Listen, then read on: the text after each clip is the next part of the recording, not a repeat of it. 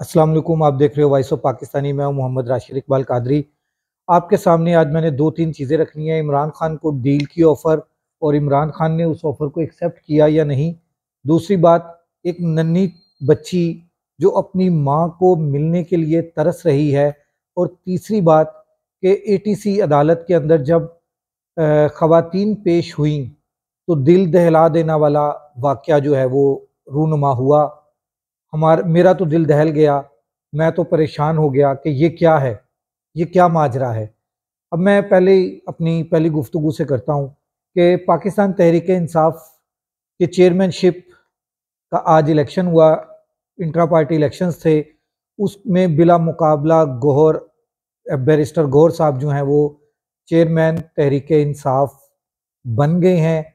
नामजद हो गए हैं, वो जीत गए हैं।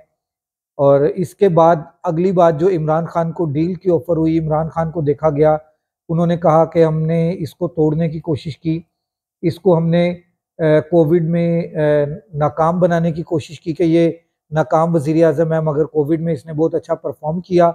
और आज वर्ल्ड बैंक ने भी इसकी तमाम बातें जो इमरान खान कर रहा था कि इस वक्त पाकिस्तान को किस चीज़ की ज़रूरत है, जिस जिस चीज़ का जिक्र किया इमरान खान ने, वही तमाम चीज़ें वर्ल्ड बैंक ने भी आज मानी इमरान खान की। और सेम अल्फाज इमरान खान के वर्ल्ड बैंक ने इस्तेमाल किया कि अगर पाकिस्तान ने आगे निकलना है इन क्राइसिस से तो ये काम करना पड़ेगा। मसलन सेहत कार्ड भी देना पड़ेगा, आपको स्कॉलरशिप्स भी देनी पड़ेंगी, आपको राशन कार्ड भी देना पड़ेगा, आपको सेहत कफालत भी देना पड़ेगा।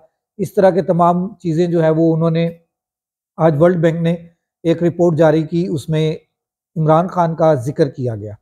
अब आ जाएं, नन्ही बच्ची एक नन्ही बच्ची अपनी माँ को मिलने के लिए तरस रही है।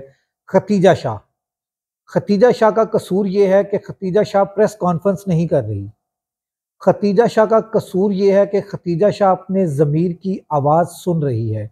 खतीजा शाह का कसूर ये है कि खतीजा शाह अभी तक नहीं टूटी। खतीजा शाह का कसूर ये है कि वो अपने ज़मीर के मुखालिफ बात नहीं कर रही। खतीजा शाह का ये कसूर है कि वो इस्तेकाम पाकिस्तान पार्टी ज्वाइन नहीं कर रही। ये तमाम कसूर खतीजा शाह के हैं और उसकी सज़ा उसकी नन्ही परी जो 6 साला तालिया है उसको मिल रही है। उसकी मुलाकात होना बंद हो गई है। अभी आपको पता होगा कि उसकी 6-7 केसेस में ज़मानतें हुई। अब वो नज़रबंद है। खतीजा शाह नज़रबंद होने की वजह से 30 दिन नज़रबंद है और बच्ची जो है वो इस टाइम डिप्रेशन का शिकार हो रही है। बच्ची का अपनी माँ को मिले बगैर गुजारा नहीं हो रहा, मगर नन्ही बच्ची को मिलने की इजाज़त नहीं मिल रही। वो ये कहा जा रहा है कि अगर ये मिलेगी तो शायद ये ना टूटे, अगर ये ना मिले तो ये शायद टूट जाए, खतीजा शाह टूट जाए। अच्छा, अब अगली बात मैं आपसे ज़िक्र कर दूँ कि एटीसी की अदालत में मैंने जो मनाज़िर देखे, मेरा दिल दहल गया। दहला क्या? वो ये दहला कि लेडीज़ की वैन भरी हुई आई, प्रिज़न वैन जो है वो भरी हुई आई है। उसके अंदर से लेडीज़ जो ख़वातीन हैं वो उतरी हैं और उनकी गोद में छोटे-छोटे मासूम बच्चे हैं जो अभी सिर्फ़ मदर फ़ीड पर हैं।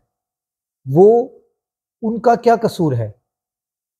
और उन लेडीज़ का क्या कसूर है कि वो किसी पीटीआई के लीडर की वाइफ है, कोई पीटीआई की लीडर की हमशीरा है, कोई पीटीआई की लीडर की वालदा है, कोई पीटीआई की लीडर की बेटी है, मगर कसूर उनका सिर्फ यही है कि वो इनकी माँ, बहन, बेटी है। और उसके बाद जो उन बच्चों का कसूर कि वो उनके आगे से बच्चे हैं। यकीन करें, दिल बहुत रंजीदा है कि ये मनाज़िर देखने को इस्लामी मुल्क के अंदर ये मनाज़िर देख कर मेरा दिल बहुत ज़्यादा गमगीन है, बहुत ही ज़्यादा गमगीन है, बहुत ही ज़्यादा गमगीन है। मैं ये मनाज़िर देख के मुझसे तो नहीं रहा गया, इसलिए मैंने आज अपने व्लॉग में ये ज़िक्र किया। अब आप लोग इस व्लॉग को फैलाएँ। मैं आर्मी चीफ़ और चीफ़ जस्टिस ऑफ पाकिस्तान से और आईजी पंजाब से मैं अपील करता हूँ कि खुदारा खुदारा खुदारा आम माफ़ी का ऐलान कर दें। ये मज़लूम लोग हैं, ये इतने दहशतगर्द नहीं हैं। ये दहशतगर्दी इनकी बस की बात नहीं है। ये मासूम लोग हैं, मगर जो भी हो गया 9 मई मजम्मत कर रहे हैं, हम भी मजम्मत कर रहे हैं, वो भी मजम्मत कर रहे हैं, मगर अब माफ़ी का ऐलान होना चाहिए, आम माफ़ी का ऐलान होना चाहिए, आम माफ़ी का ऐलान होना चाहिए, आम माफ़ी का ऐलान होना चाहिए। अगली वीडियो तक मोहम्मद राशिद इकबाल कादरी को इजाज़त दीजिए। अल्लाह हाफ़िज़।